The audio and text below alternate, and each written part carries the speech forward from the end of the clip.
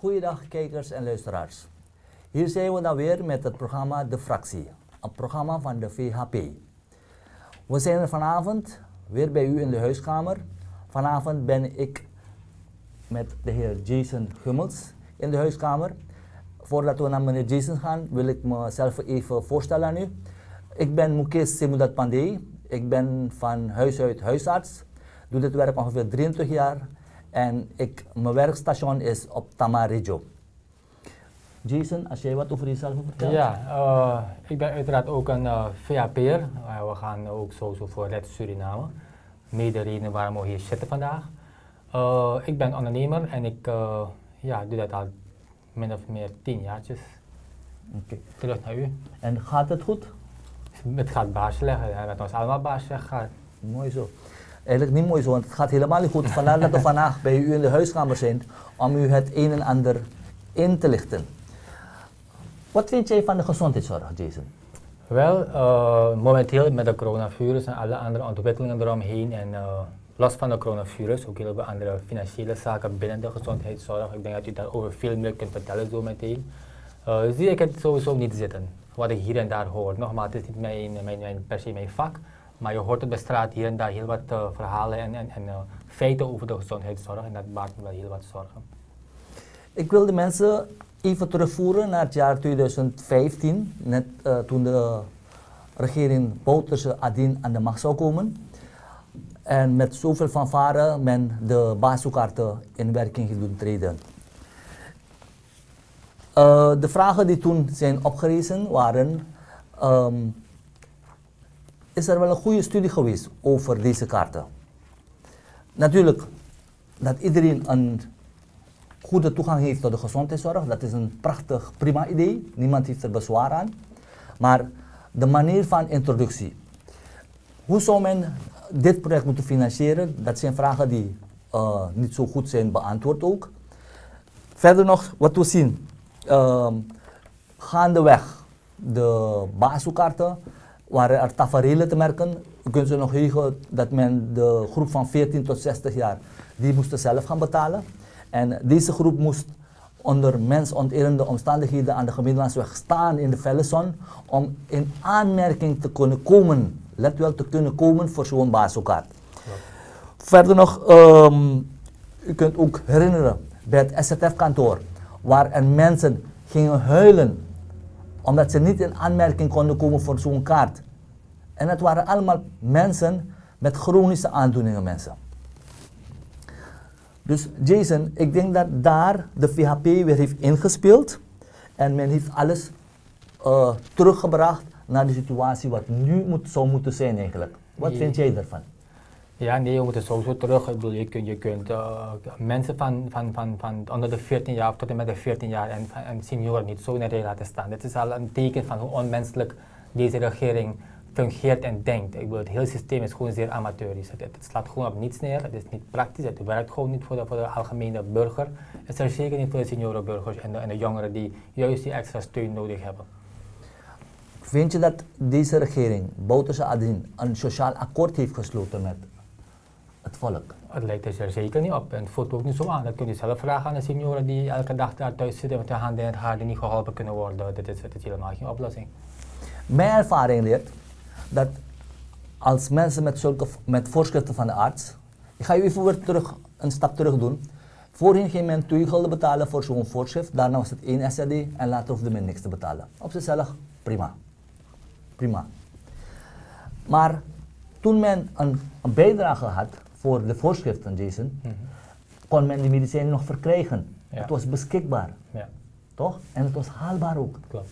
Nu dat het helemaal gratis is, tussen aanhalings- en sluitingstekens, komen we dan met er taferelen. Een praktisch voorbeeld, Ventolin-tabletten zijn niet te vinden. Een heleboel zijn niet te vinden momenteel. Ik kreeg laatst een patiënt, ik gaf hem een recept met 2 ampullen, 1 spuit en 1 injectie.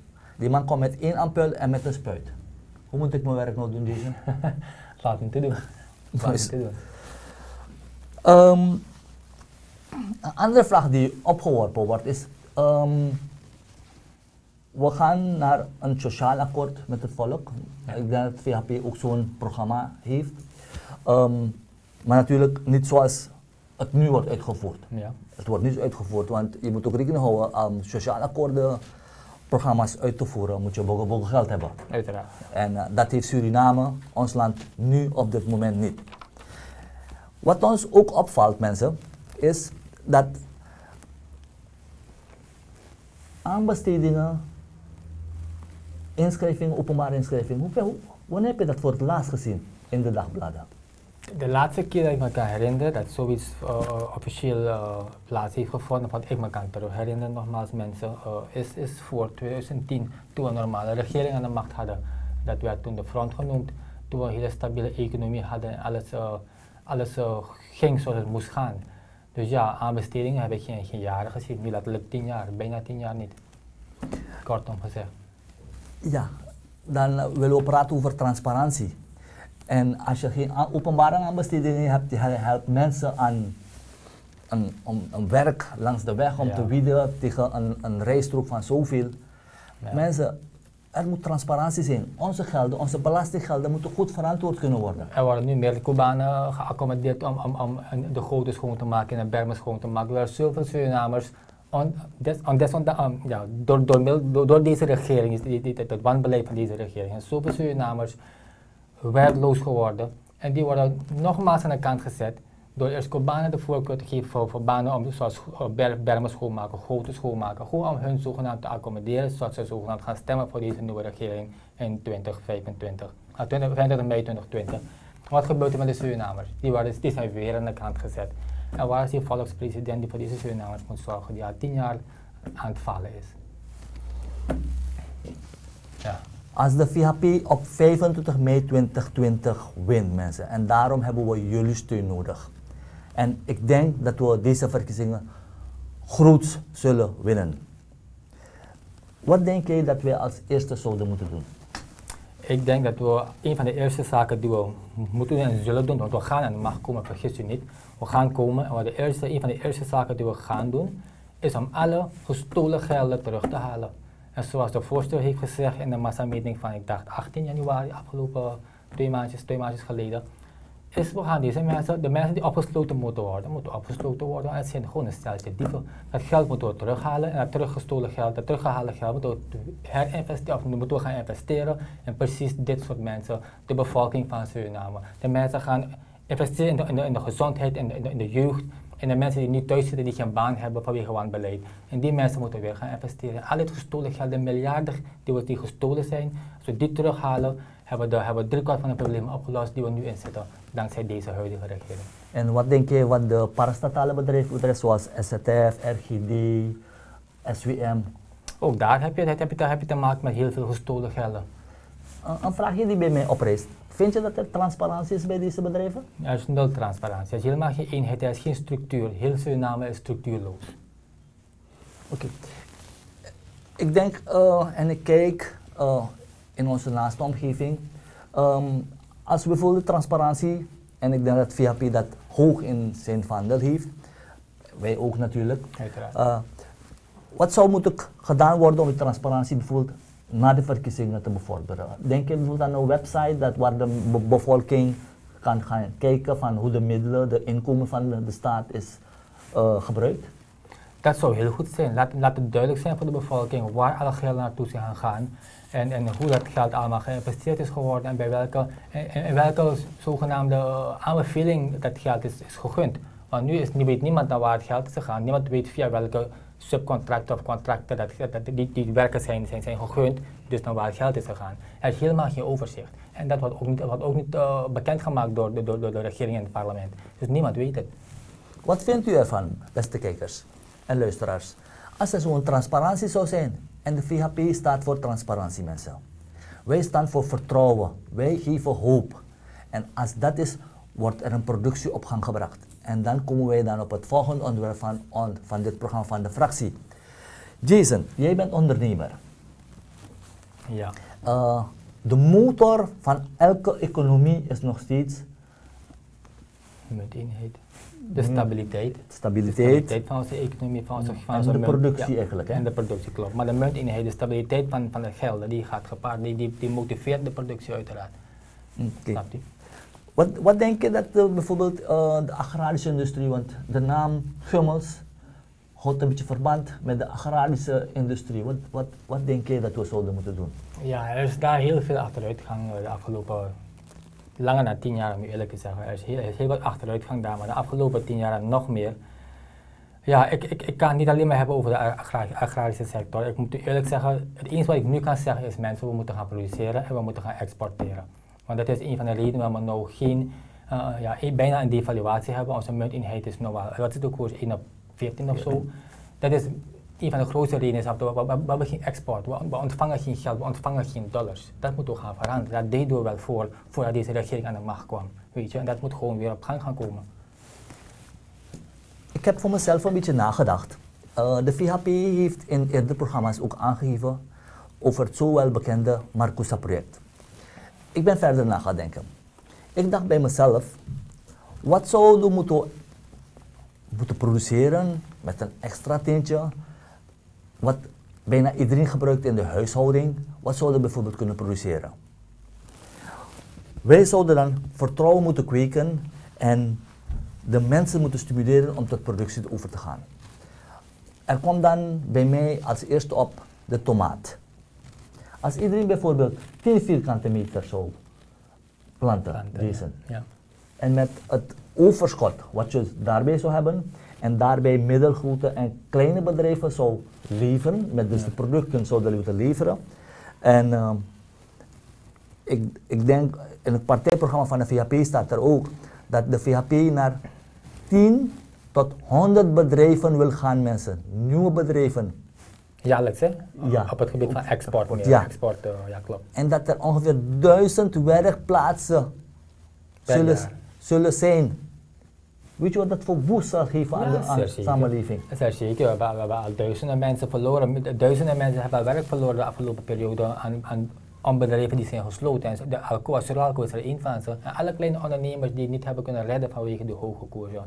Nou, zonder een stabiele koers kunnen we niets doen. En zoals de dokter hier zei, de banen die de VHP gegarandeerd gaat creëren bij onze aankomst op de regering, als we de regering over kunnen nemen, is gegarandeerd. De VHP zegt geen A en doet B. Dus nogmaals, om even terug te komen, stemmen jullie massaal op de VHP.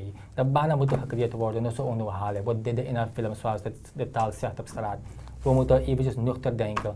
En als we dit niet snel gaan aanpakken, gaan we tegen de muur aanlopen. Dat doen we nu al deels. Dus ja.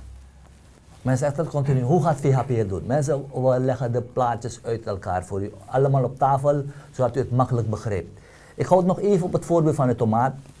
Als deze kleine en middelgroot bedrijven nu tomatenpuree gaan produceren. Tomatensap, wat misschien bij ons nog niet zo bekend is, maar het wordt in het buitenland veel gebruikt. Maar vergis u niet, om even daarop in te spelen, dokter. Tomaten worden nu geïmporteerd. Ik snap niet hoe dat mogelijk is.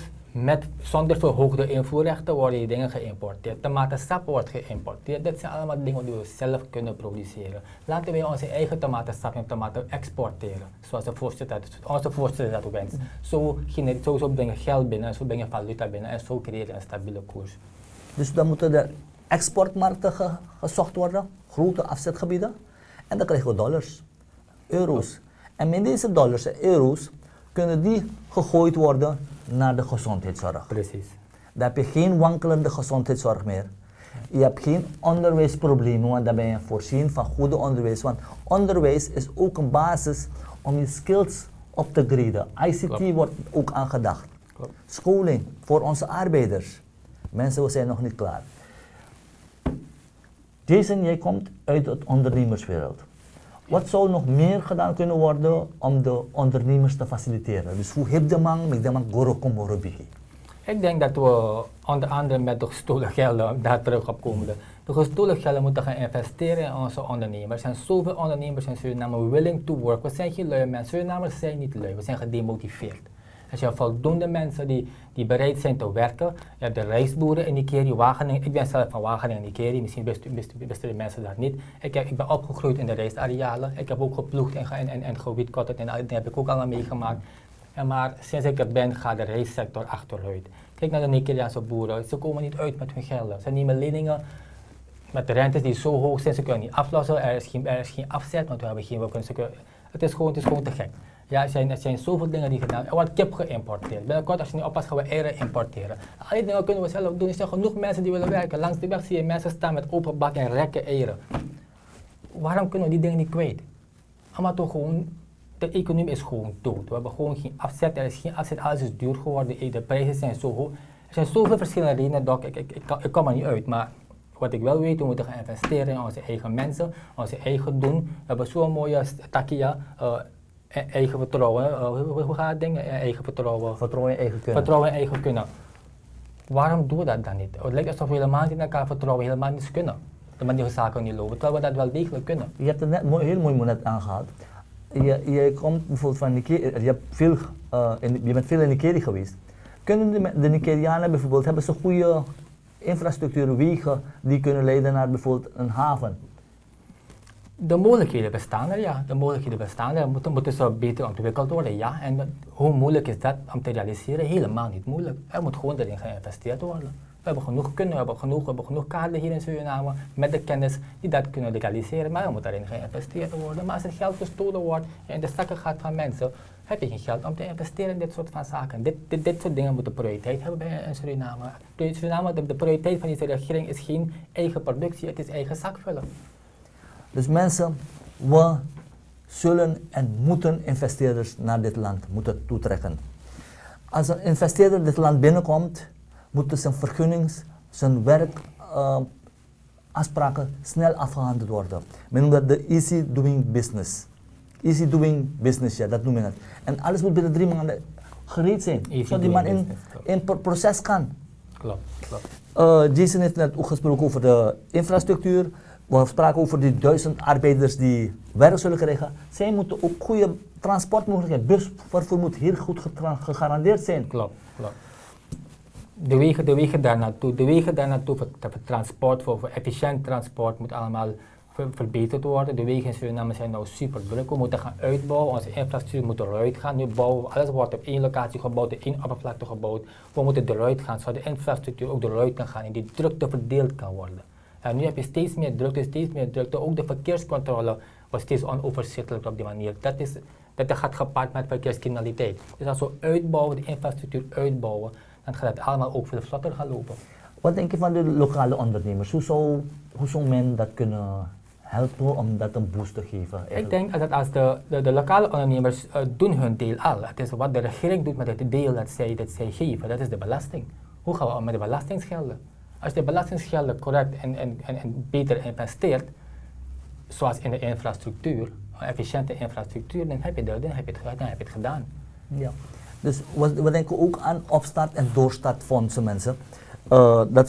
Zodat de mensen goedkoop aan kredieten kunnen komen. Want als je nu de rentes van de banken nu ziet, dat is erg moordend. Klopt.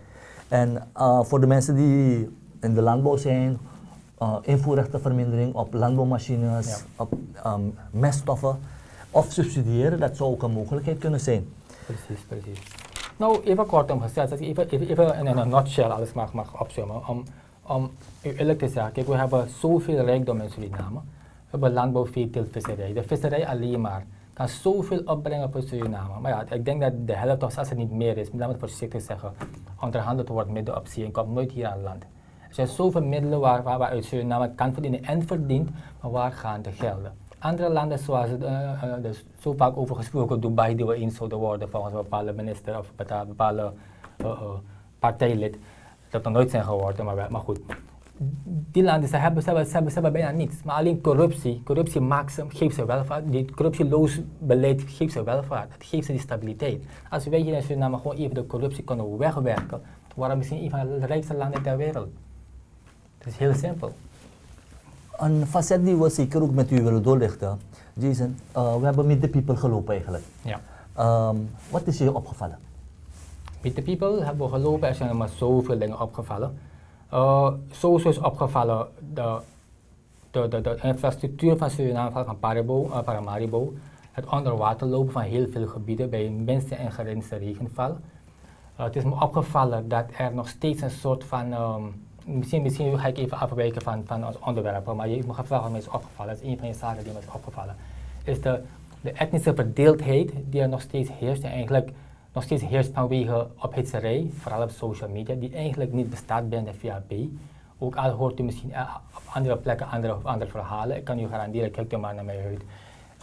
Het is er niet en die dingen moeten we allemaal van afzien. Dat mogen geen issues zijn die wij hier in Suriname moeten hebben, maar die hebben we eigenlijk ook niet. Dat zijn issues die eigenlijk ver weg zijn van de grotere problemen die we moeten oplossen gezamenlijk, ongeacht uw huiskleur of wat ook uw geloof, het maakt allemaal niet zoveel uit. Maar er zijn heel veel problemen, misschien kunt u een aanvulling geven daarop. Er zijn zoveel problemen die we hebben geconstateerd tijdens Meet the People. Wat is uw ervaring? Ik heb meegemaakt dat er gebouwen zijn die niet afgemaakt zijn. Een heleboel die zijn sinds 2010 in de bouw geweest. Verder zien we slecht onderhouden wegen. Werkloosheid viert hoogtij en zo ook de hangjongeren. Omdat ze hebben niks te doen, dan moeten ze maar op de hoeken gaan hangen eigenlijk. Knippen verkopen. Bijvoorbeeld. En met het kleine geld wat je verdient, kom je ook niet goed uit. Klopt. Rondop mensen, Suriname gaan we moeten redden. We moeten vertrouwen hebben en hoop. En dat is de enige partij die ons dat kan bieden. Dat is de VHP. De VHP. Ik denk dat we voor deze aflevering van de fractie aan het eind zijn gekomen. Het was een vrij luchtig gesprek. Ja, best wel. Je vond het goed? Ik vond het uitstekend. Elke aflevering van de fractie is voor mij informatief en is zeer zeker voor de bevolking denk ik ook informatief.